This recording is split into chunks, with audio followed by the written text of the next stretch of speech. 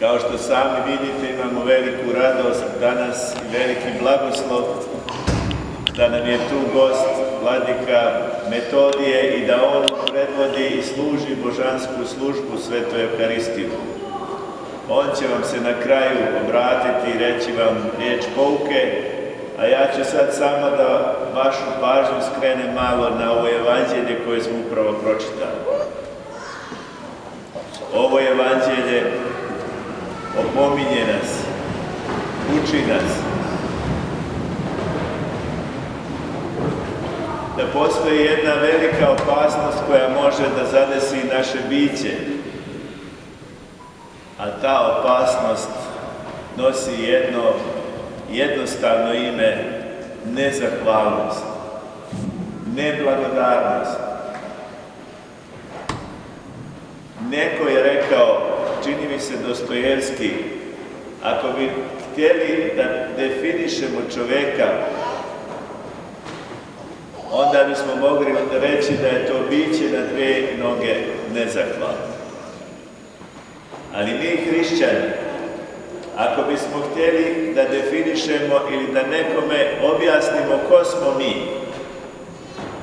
mi bi mogli da kažemo mi smo oni čija je dužnost i služba da neprestano blagodarimo i zahvaljujemo Bogu. Ova služba, braćo i sestre, koju upravo služimo, zove se Euharistija, što upravo to znači blagodarnost Bogu.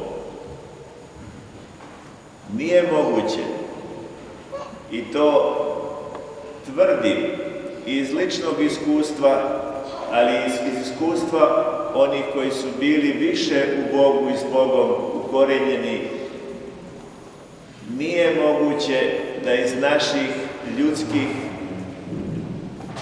snaga izvučemo to da budemo blagodarni. Zato nam je potrebna riječ Božja. Zato sad u ovoj božanskoj službi čitamo riječ Božju. Da nas riječ Božja pokrene, pobudi, podigne i osvijesti i kaže nam koliko je važno da budemo blagodarni. Da budemo svjesni da postoji darodavac i da smo mi ti koji primamo darove.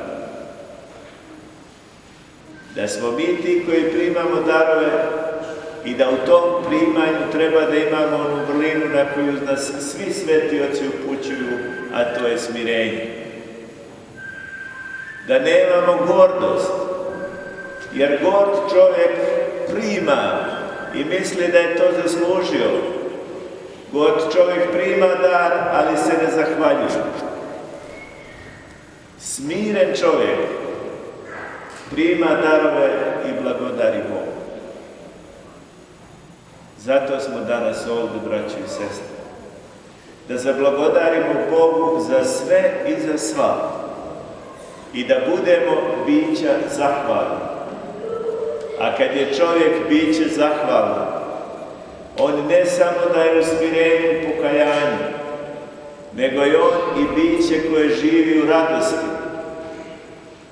Jer sve prima s radošću i na svemu blagodari s radošću. I tako živi s radošću. Sjetite se samo svojih majki, baka, roditelja, nekoga čestitog čovjeka. Kakav je čestit čovjek? On je blagodaran za sve. On može da podnese i kad mu dođu iskušenja. I kad mu je teško, on blagodari. Naučimo se, braćo i sestre, da blagodarimo Bogu, da zahvaljujemo Bogu i vidjet ćete kako će naše biće biti oplemenjeno ničim manje nego samim Bogom. Zato nam je potrebno evanđelje i potrebno da ga čitamo i slušamo, ali je potrebno i da ga razumijevamo, jer ono nas podiže i opominje nas na ono što nam je činiti. A činiti nam je upravo ovu službu blagodarenja i blagodarnosti Bogu za sve, a mi smo danas blagodarni Bogu i za taj dar da možemo da služimo sa našim vladikom Metodijem i da svi zajedno u ovoj našoj crkvi služimo Bogu i prinosimo službu blagodarnosti. Kakva je to velika i neizreciva prilika za nas i za naše spasenje. Amin Bože, da nam Gospod da.